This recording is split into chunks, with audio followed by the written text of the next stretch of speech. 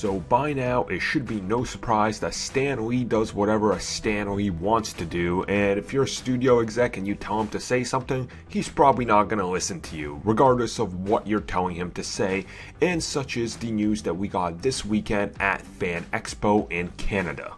Now, of course, in previous interviews, much like the one that happened this week, we actually learned various things. We originally knew that the Inhumans, that Doctor Strange, that Black Panther, and Captain Marvel were all in active development years before their official announcement. And unfortunately today, it's nothing that big. He doesn't reveal any of the big upcoming movies that we don't know of. Instead, he actually gives us a hint as to where we can see him next and what movies he is going to be making cameos in. Now, during this interview, he says that he taped 3 of them very close in succession to one another, aka he shot them back to back for 3 upcoming Marvel movies. Now you're probably wondering, what in the world does Atlanta, Georgia have to do with anything? And that's where Marvel does a majority of their productions these days, so it would make sense that Stan Lee was there shooting all of his cameos. So first up, we know that he is going to be making an appearance in the upcoming Doctor Strange movie, which is scheduled for a November release. Now, of course, we know that they recently did reshoots towards the end of July and early August, so if he was a part of these, it would make a lot of sense to insert his cameo in it.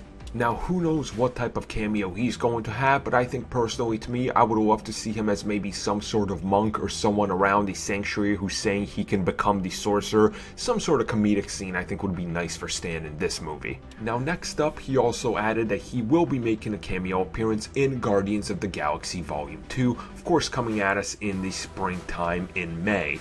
Now, obviously, once again, we don't know what this is, but the last time we saw him in Guardians of the Galaxy, he was just one of the dudes on the bridge talking with a random woman. So if it's something like that, or if it's another role that's slightly bigger, you know, we don't really know. We can always speculate, but I would love it if he was maybe a member of the Nova Corp.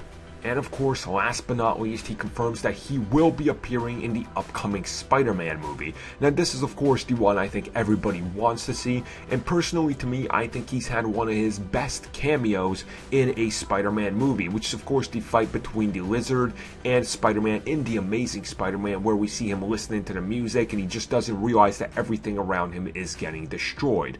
Now, obviously, Stan Lee being the creator of Spider-Man and probably his most iconic character to date, and one of the most important, you know, Marvel characters of all times, I think this is really an important cameo, and I think it should be something that is very welcoming, something that is very natural and felt, something that is very important. Maybe shares a nice scene with Tom Holland or something like that. I mean, he had a great one in Sam Raimi once, and I think it's deserving of that because this is now officially the first time we will see Spider-Man in the core Marvel universe. And also, let's talk about this for a second. As I do travel to a lot of comic conventions, I think a lot of you guys know that this is the last year that Stan Lee is making major comic book and Comic-Con appearances for booking.